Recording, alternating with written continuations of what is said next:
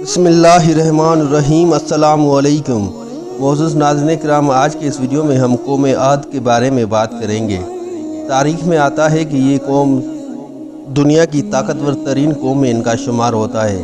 اللہ پاک نے ان کو ہر نعمت سے مالا مال کیا تھا، لیکن اس کے باوجود بھی بجائے اللہ تعالیٰ کی عبادت کرنے کے یہ اپنی بتوں کی پوجا کرتے تھے اور اللہ پاک کی نافرمانی کرتے تھے۔ بہرحال ویڈیو کی تفصیل میں چلنے سے پہلے آپ دوستوں سے بس اتنی سی التجا ہے، اگر ہو سکے تو اس ناچیز کے چینل کو سبسکرائب ضرور کر دیجیے گا۔ تو چلیے چلتے ہیں بنا ٹائم ویسٹ کے ویڈیو کی طرف۔ ناظرین کرام، حضرت ہود علیہ السلام کی تبلیغ اور نصیحت کرنے کا سلسلہ جاری تھا۔ ان کی تبلیغ کرنے پر قوم عاد کے لوگ شعلے کی طرح بھڑک اٹھتے اور انہیں کسی بھی طرح بھی ان کو یہ گوارا نہ تھا کہ ان کے بتوں کو کوئی کچھ برا بلا کہے، اور وہ بالآخر حضرت ہود علیہ السلام کو یہ کہہ پڑے کہ تم خدا کے عذاب کی دھمکی دیتے ہو، یہ کہتے ہو کہ تمہارے اوپر برے دن کے عذاب آنے سے ہمیں ڈراتے ہو۔ ہمارے اوپر تو یہ عذاب آئے یا نہ آئے، لیکن تم اس عذاب کے مستحق ہو جاؤ گے۔ ہم تمہاری اس روز روز کی نصیحتوں سے تنگ آ گئے ہیں، اور تمہاری نصیحتوں سے تم اگر نصیحتوں کرنے سے باز نہ آئے، اگر تمہاری واقع میں یہ قول تمہارا سچا ہے کہ ہمارے اوپر اللہ کا عذاب آئے گا، تو پھر تم اپنے خدا کو بولو کہ وہ ہمارے اوپر عذاب لے آئے اور ہمارا قصہ ہی ختم ہو جائے۔ تو حضرت ہود علیہ السلام نے جواب دیا، میں تمہاری بھلا ہی چاہتا ہوں، اسی لیے نصیحت کرتا ہوں۔ اگر میری مخلصانہ نصیحتوں کا یہی جواب ہے تو بسم اللہ، اور تم کو عذاب کا اگر اتنا ہی شوق ہے تو وہ بھی کچھ ہی دور ہے اور وہ آ کر رہے گا۔ قرآن مجید میں ارشاد پاک فرمایا گیا ہے کہ بلا شبہ تمہارے پروردگار کی جانب سے تم پر عذاب اور غضب آ پہنچا۔ حضرت ہود علیہ السلام اپنی قوم کو مخاطب کرتے ہوئے فرمایا، کیا تمہیں یہ زیب نہیں دیتا کہ تم چند ساختہ بتوں کو ان کے نام گڑ لیتے ہو اور انہیں پکارتے ہو؟ میری تبلیغ کا تم پر ذرا بھی اثر نہیں ہو رہا، یہ سرکشی ہے، اس طرح تم عذاب کے مستحق بن جاؤ گے۔ اگر تم ایسے ہی عذاب کی طلب گار رہے تو پھر انتظار کرو، وہ وقت بہت قریب ہے۔ اور اس واقعے کے حوالے سے قرآن مجید میں ارشاد فرمایا گیا ہے کہ کیا تم مجھ سے ان من گڑت ناموں اور یعنی کہ بتوں کے بارے میں جھگڑتے ہو جس کو تم نے اور تمہارے باپ دادا نے گڑھ لیا ہے، یعنی کہ تم اور تمہارے باپ دادا نے ان کو اپنے ہاتھوں سے بنایا ہے۔ اس کے متعلق تمہارے پاس خدا کی کوئی حاجت نہیں آئی، اب تم عذاب الہی کا انتظار کرو اور تمہارے ساتھ وہی برا ہوگا جو قوم نوح کے ساتھ ہوا تھا۔ ناظرین کرام، قوم عاد پر ابھی نافرمانی کرنے پر عذاب نہیں آیا تھا۔ حضرت ہود علیہ السلام نے قوم کو بت پرستی چھوڑ کر توحید اختیار کرنے اور ظلم و جبر چھوڑ کر عدل و انصاف اختیار کرنے کی تلقین کی۔ یہ بات ان کی سمجھ میں نہیں آتی تھی اور وہ کسی بھی طرح سے بتوں کی پوجا کرنے کو چھوڑنے کو تیار نہ تھے۔ وہ دولت اور قوت کے نشے میں اس طرح اندھے ہو گئے تھے کہ حضرت ہود علیہ السلام کی کوئی بھی بات ان کے اوپر اثر نہ کرتی تھی۔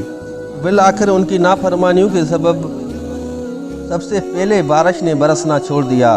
بارش کے بند ہو جانے پر خشک سالی آ گئی تھی، زمین خشک ریگستان میں تبدیل ہو گئی، باغات اجل گئے تھے اور پھول بوٹے سب مرجھا چکے تھے۔ یہ دیکھ کر قوم عاد پریشان ہو گئے، ان کی زندگی میں کبھی ایسا دیکھنے کو نہیں آیا تھا۔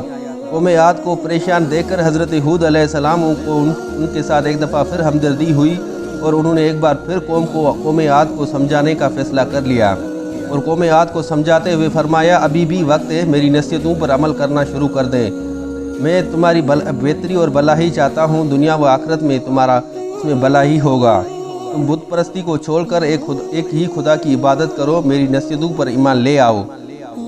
میری نصیحتوں پر ایمان لے آنے سے تم اس عذاب سے چھٹکارا پا سکتے ہو۔ تو قوم عاد خشک سالی کو دیکھ کر پریشان ہو رہی تھی، مگر ان پر اس حضرت ہود علیہ السلام کی بات کا کوئی بھی اثر نہیں ہوا۔ وہ شرک میں مبتلا رہے اور بت پرستی کرتے رہے۔ شہر میں پانی نہ برسنے سے زمین خشک تھی اور پیڑ سوکھ گئے تھے، پتے کملا رہے تھے، پھول مرجھا چکے تھے۔ قوم عاد کی نگاہ آسمان پر لگی رہتی تھی کہ بادل کے ٹکڑے آئیں گے اور بارش برسائیں گے، مگر آسمان صاف تھا، بادل کا ایک ٹکڑا بھی نظر نہ آتا تو وہ مایوس ہو کر بیٹھ جاتے تھے، اور ان کی کھیتی باڑی اور باغات کو نقصان پہنچ رہا تھا۔ وہ باغات جو سرسبز تھے وہ بھی بنجر زمینوں میں تبدیل ہو گئے تھے۔ قوم عاد امید بری نگاہوں سے آسمان کی طرف دیکھتے ہیں کہ شاید کوئی بادل کا ٹکڑا آ جائے، لیکن پھر بھی جب آسمان صاف نظر آتا تو وہ مایوس ہو جاتے۔ جب وہ بارش سے مایوس ہو گئے، ایک دن انہوں نے دیکھا کہ ایک بادل کا ٹکڑا آ رہا ہے۔ بادل کے ٹکڑے کو دیکھ کر انہیں یقین ہو گیا کہ اب بارش برسنے کو ہے، اور بارش برسنے کی خوشی میں قوم عاد کی خوشی سے چلا اٹھی۔ ایک نے کہا کہ بارش ضرور ہوگی، تو کوئی کہہ رہا تھا کہ ہماری فصلیں اب تباہ نہیں ہوگی، تو کوئی کہہ رہا تھا کہ بارش سے ہم خوب پانی جمع ہو جائے گا جو کہ ہماری فصلوں کے کام آئے گا، اور کوئی کہہ رہا تھا کہ ہم بلا وجہ پریشان ہو رہے تھے کہ بارش نہیں ہوگی۔ بارش کی امید ہو جانے پر انہیں اس قدر خوشی ہو رہی تھی کہ وہ ناچنے لگے تھے۔ انہوں نے اس بات کا بالکل بھی احساس نہیں ہو رہا تھا کہ جس بادل کو وہ دیکھ کر خوش ہو رہے ہیں، دراصل وہ بادل بارش کا نہیں بلکہ عذاب کا ہے جو ان پر نازل ہونے کو آ گیا ہے۔ حضرت ہود علیہ السلام نے بھی اس بادل کے ٹکڑے کو دیکھا اور وہ سمجھ گئے کہ یہ عذاب کا بادل ہے، رحمت کا نہیں۔ عذاب نازل ہو جانے کے آثار دیکھ کر انہیں اپنی قوم کا ایک دفعہ پھر خیال آ گیا۔ وہ ایک بار پھر انہوں نے اپنی قوم کو سمجھایا، تم خوش مت ہو کیونکہ یہ رحمت کی گھٹا نہیں ہے، بلکہ یہ بادل عذاب کا بادل ہے۔ اس بادل میں ہولناک ہوا اور دردناک عذاب ہے۔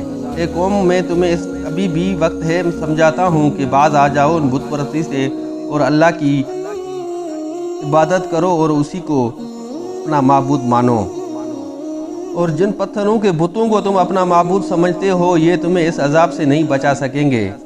اب تم جان لو کہ تمہارے اوپر یہ عذاب آ کر ہی رہے گا، اور اب تم جانو اور تمہارے یہ بتوں کے معبود، میں اب تم لوگوں کو کچھ بھی اور نہیں کہوں گا۔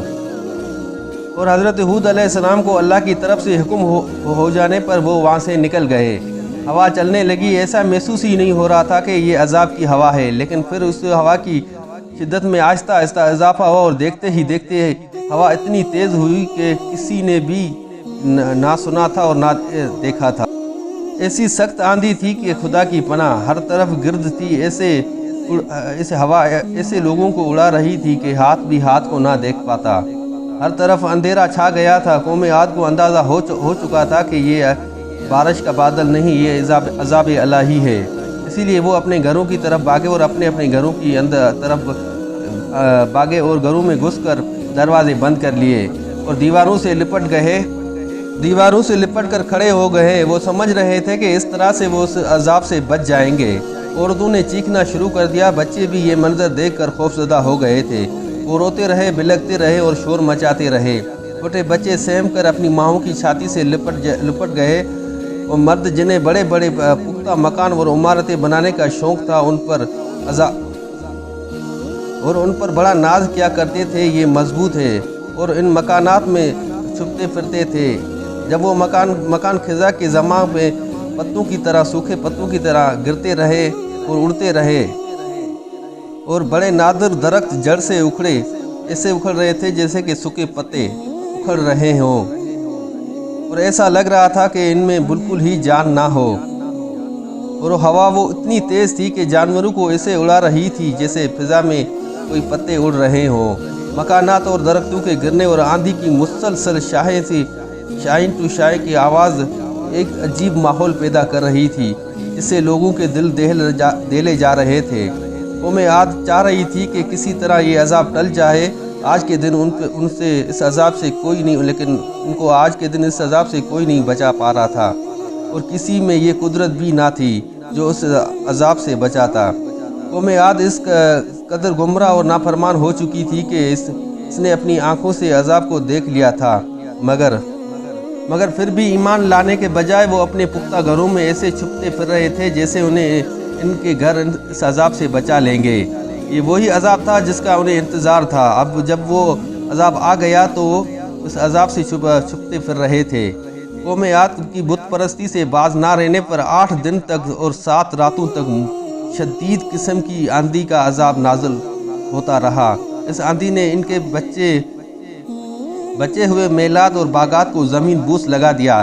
ہوا آدمی اور جانوروں کو ہوا میں اڑاتی پھرتی اور پھر زمین میں ایسا مارتی کہ وہ سر کے بل زمین پر گرتے، اور سر کے بل زمین پر گرتے ہی وہ ہلاک ہو جاتے تھے۔